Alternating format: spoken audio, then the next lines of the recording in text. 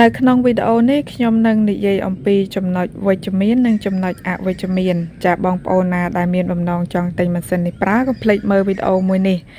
ចាអញ្ចឹងខ្ញុំនិយាយចាប់ពីចំណុចវិជ្ជមានមុនចំណុចវិជ្ជមានចាម៉ាស៊ីននេះគឺមានតម្លៃសមរម្យខ្ញុំទិញអស់តែ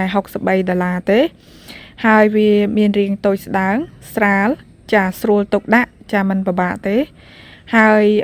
ចំណុចមួយទៀតហ្នឹងគឺកាន់បានម៉ត់ល្អដោយចិត្តខ្ញុំចង់បានអញ្ចឹង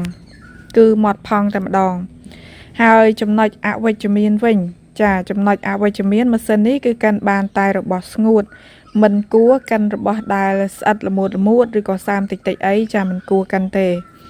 ហើយចំណុចអវិជ្ជមានមួយទៀតចាគឺมันអាចដោះលាងទឹកបានទេមានន័យថាម៉ាស៊ីនវាជាប់គ្នាមិនវានៅអញ្ចឹងឯងលើកលែងទៅថាយើងដោះជួសជុលអានឹងដោះបានចាហើយចំណុចមួយដែលពិបាកមួយទៀតហ្នឹងគឺបើយើងចង់លាងទឹកគឺយើងលើកទាំងមូលអញ្ចឹងទៅលាងតែម្ដងអញ្ចឹង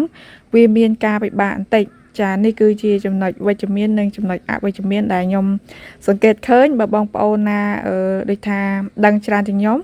បងប្អូនអាចជួយខមមិនផងហើយនេះគឺជាការកាន់អណ្ដេងចាដោយសារខ្ញុំត្រូវការចៅផ្អកត្រីប្រាអញ្ចឹងខ្ញុំក៏កាន់សាកមើលគឺម៉ត់ដោយចិត្តល្អមែន